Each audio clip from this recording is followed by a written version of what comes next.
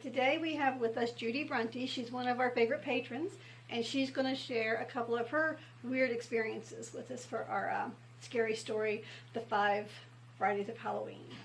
So, whenever you want to start. Okay. Well, the first one, it's kind of a weird experience because me and my husband, we was pregnant and we lost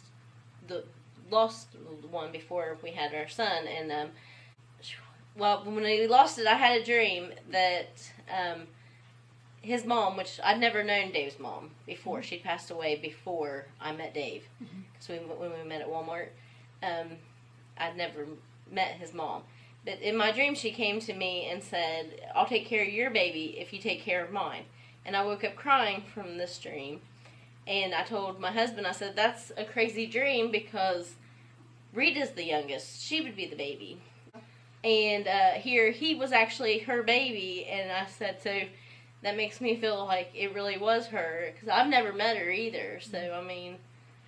and that's the baby you lost. And that's the baby I lost. And so I feel like she's up there with our one baby, and I'm stuck with her baby. It kind of gives me cold chills, though. I mean, it's a really, it's a nice story, but it's kind of a really weird, freaky story, too. It really is, because, like, I would, like, because it was in the beginning of our relationship that, and I for some reason, I always thought Rita was younger than Dave at the beginning. Yeah.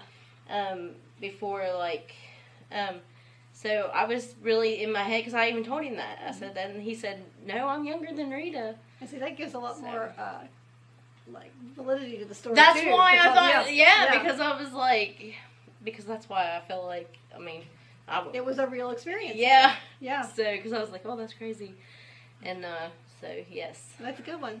You had another one, too, didn't you? Yes. Well, a few years later, we had our son Kyle, and they loved to play hide and seek. He was probably about 4 at the time, so he was tiny. He's grown up on me now, but... They do that, So I swear I seen him running and at the foot of the bed. You know how they'd hide there, because like we have a dresser and then at the foot of the bed, and then I swear he was down in there like he was hiding. And I started talking to him because I said, "I don't think your dad's coming to find you because he ain't." I didn't hear him say like "ready or not," or. And I'm sitting there talking to him, and Dave comes in there and says, "Who are you talking to?" I said, "Kyle. He's at the foot of the bed."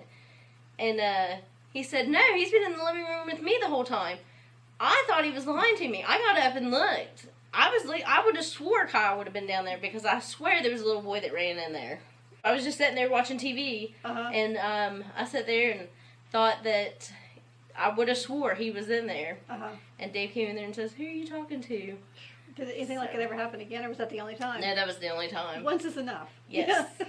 But we did, when Kyle was little, he did have, like, his stuff would go off. And I just figured that was, like, batteries and stuff. Yeah.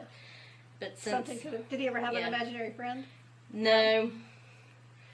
Not that he told us anything about. Yeah, no. So. But still some weird stuff. Yep. I would have swore Kyle was down there, though. Did it scare you at the time? No. Just I thought, weird. I thought they were playing hide and seek, and here I'm sitting there talking to him, and he's no not even in there. No, that's pretty cool.